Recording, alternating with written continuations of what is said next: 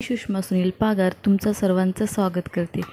आज आपण बनवणार आहोत फोडशीची भाजी। ही आहे फोडशीची भाजी। हिला मी स्वच्छ धुवून घेतली आहे आणि आपण तिला आता बारीक चिरून घेणार आहोत। ही फोडशीची भाजी साधारण पावसाळ्यातच मिळते, इतर ऋतूमध्ये ही भाजी नाही मिळत। मी आता माझ्या गावी कोकणात असल्यामुळे मला ह्या भाजीची चव चाखायला मिळाली। ही फोडशीची भाजी वेगवेगळ्या पद्धतीने बनवता येते।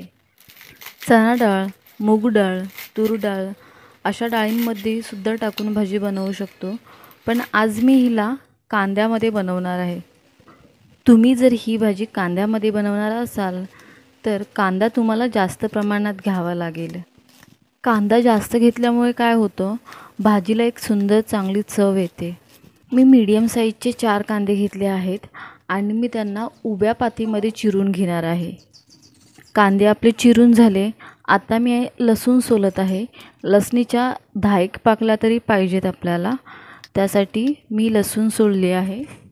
लसणीला सुद्धा उभ्या पातीमध्ये चिरून घेणार आहोत।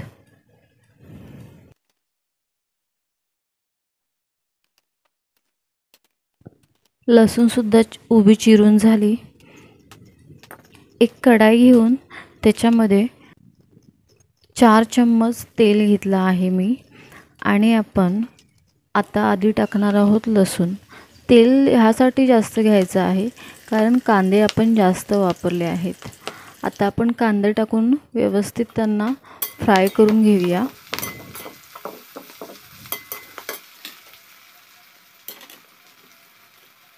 कांद्याच्या फोडणीला मस्त हलकासा ब्राऊन कलर आला आहे। आता मी त्याच्यामध्ये चिरलेली भाजी घालणार आहे। या भाजीमध्ये मी बिलकुल पण पाणी नाही घालणार आहे। ही भाजी वाफेवरती आणि तेलामध्ये शिजवणार आहोत।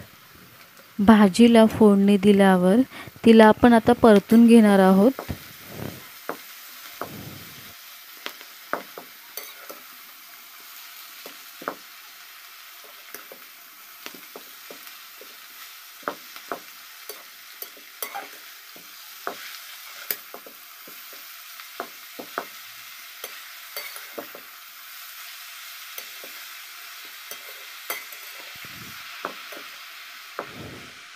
भाजी आपली परतून झाली।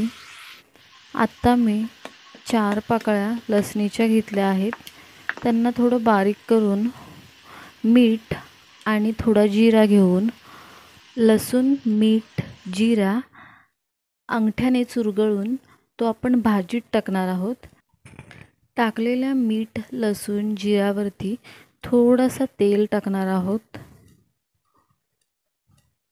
असं केल्याने काय होतं, भाजीला एक वेगळा सुंदर फ्लेवर येतो आणि भाजीला एक सुंदर वेगळी चव येते।